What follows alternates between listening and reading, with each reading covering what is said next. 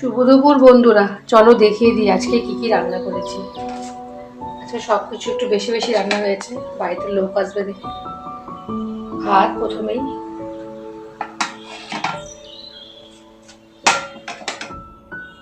বেগুন ভাজা, আর ভাইয়ের ছেলে আসবে তো তার জন্য একটু ভাজা ভাজা করে রেখেছি। এই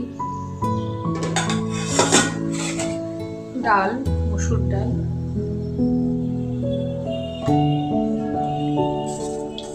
রাঁধুনি আর পেঁয়াজ কুচি দিয়ে মসুর ডাল করেছি।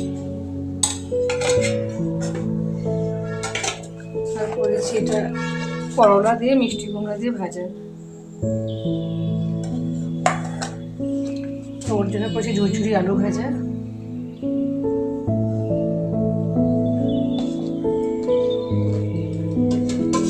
আর করেছি রুই মাছের ঝোল, আলু দিয়ে পাতলা ঝোল করেছি।